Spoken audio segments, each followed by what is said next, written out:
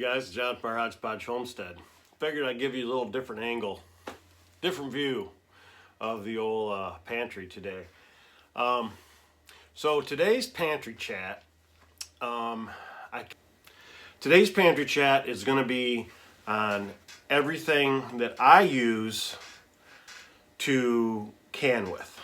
I'm going to go over all my water bathing supplies, all my pressure canning supplies, all the tools that I use to do that. I'm going to take everything out of here and bring it up into the kitchen so I can have it all laid out and then kind of give you a one by on each thing that I use. I figured I'm doing this now so that if you need these kind of things, you can start getting them now so you're ready to start canning in the spring with berries and things like that, and once crops come in the fall. And I know that's almost a year away. Well, less than a year away now if you really think about it. August, September time frame, October. So I'm going to start gathering all my stuff together and get it up in the kitchen. And then I think I'm going to have my editor film when I'm up there a little bit. So we will go from there. I do have some things that I'm going to be going over in some future videos. Like, I've gotten a few questions on what are the measurements of my shelves, how many quarts, pints, half pints, and gallon sized jars do they hold. That's going to take some figuring for me because I don't really have one that's full. This one's pretty close filled with all quarts except for 8 or 9 inches maybe with tomatoes. Almost 2 rows of those. I've got whole, sliced, and stewed. That's why they're not a whole shelf. My potatoes and carrots. I didn't get carrots this year. I really wanted to get a big feed bag of carrots like I did last year, and I haven't had the opportunity to get one of those yet. So I don't even know if I'm going to be able to get one. So I might have to start watching for carrots to go on sale and just start canning them up. I really like them that way. Way better than store-bought canned carrots. They're sweeter. There's a more natural flavor to them. Anyway, as usual, getting off subject here. So I'm going to put you on hold, and I'm going to start gathering all my stuff and put it upstairs. Be right back with you.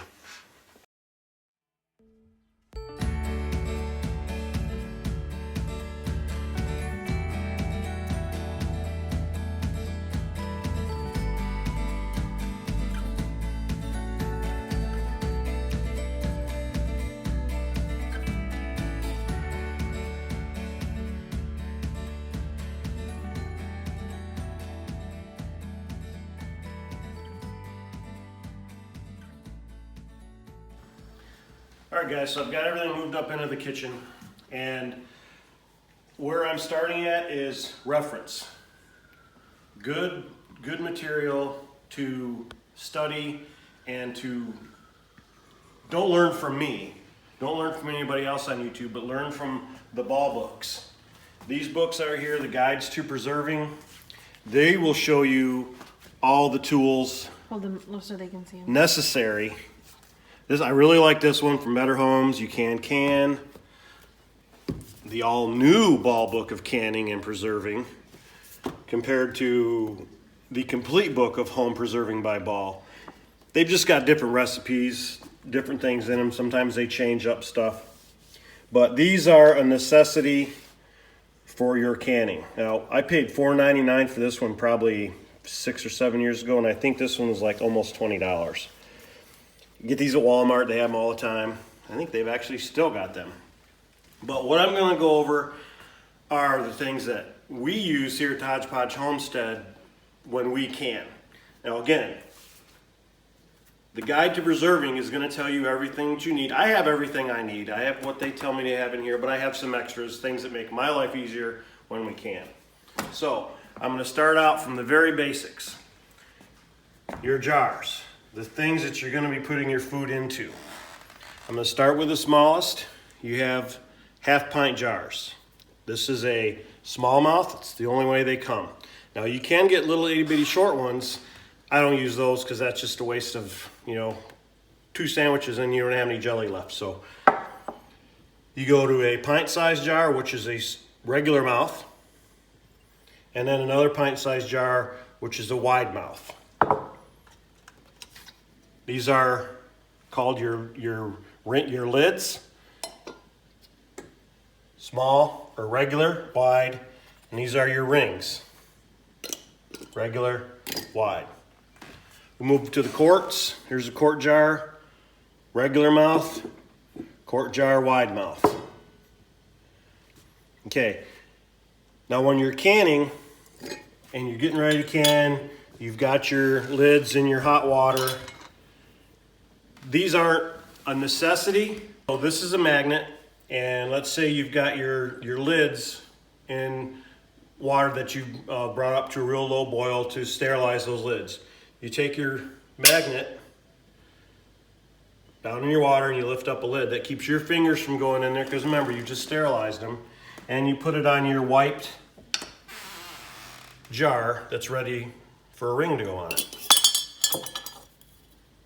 And I've got several of these just in case I misplace one, but down in my root cellar, pantry, I don't know why I call it a root cellar, but in my pantry, they all go in the same place.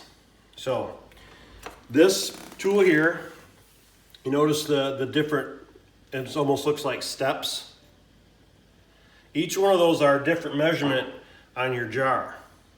So if your instructions say that you want a 1/4 inch headspace, there's a 1/4 inch, there's a half, there's 3/4, and there's an inch headspace, okay? You can also use this end as a debubbler. You want to get, say you pack this full of sliced pickles or whatever, and you've added your brine. You want to put this in there, move it around so all the bubbles get out. You can use anything for this.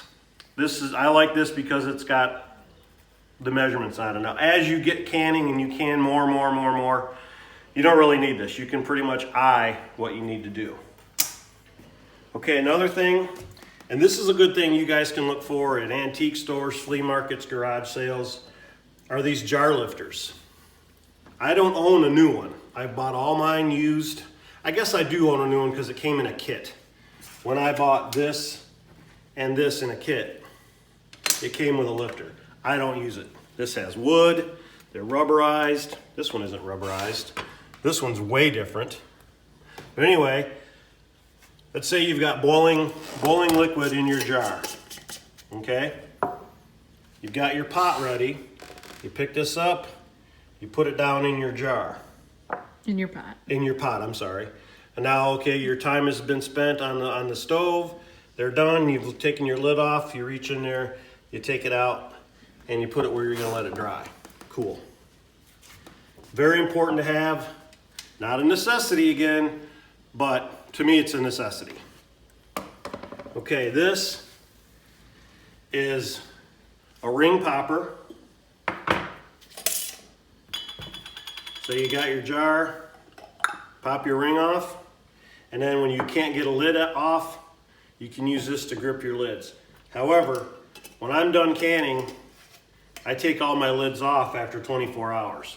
That way they don't rust, because water will stay up in there. They won't rust, and you'll know if a can goes bad. If you keep this lid on and something goes bad, you're not going to know it, because they can reseal after they've gone bad with lids on them. If not, they'll pop open and they won't reseal themselves. Okay, another good thing to have are funnels. Say you're making salsa, you don't want to just pour into this because you'll get it all over, so you use a funnel. Pour it in, that's what funnels are for. This is a aluminum one. I like the stainless steel one. This is primarily the one I use all the time. It's got this little attachment on it. Boom, goes right in. Washes up real easy. And again, I keep all these together. You've probably seen it on my pantry video tour. I've got a string that runs through all of them, and they all hang in the same place. Very good to have. Now I'm getting kind of away from the canning aspect, but if you want to can jellies, raspberry jellies, or anything that's got those little small seeds in it, you want to get yourself a Foley mill. And what this does is it's got a blade in here. You put your berries in there and you spin this. And what that'll do is all your juice will come out and all your seeds and your skins will stay inside of there. And you just put this, it's got these little legs here and a handle that sits right over a pot. So you can do that. Good thing to have. Okay, I'm gonna go right into vacuum sealing for dry preserves. Like your rices, your beans, oatmeals, cookies, crackers, candies, anything that you want to put in a jar to store for long term.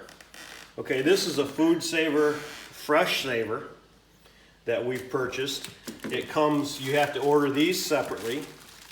Wide mouth, regular mouth lids. And what these do is once your lid is on, you take this, see the little blue gasket. It just goes over the top. You push it right down, and then this goes over the top, and you suck the air out. They work absolutely wonderful. I do suggest that when you do that, get yourself some oxygen absorbers. Throw an oxygen absorber in also. These are super, super cheap. I think when we bought them, we bought like 500 of them. I'm probably due to buy more. These have probably died. You open this up, you seal it, they absorb the oxygen. So, but you got to open it up to use them. So, but if you're going to do any dry preserving, I highly suggest this method right here. Works great. I tried the Black & Decker Food Saver thing where you seal the bags. That was a pain. Using that hose just didn't work for my needs here.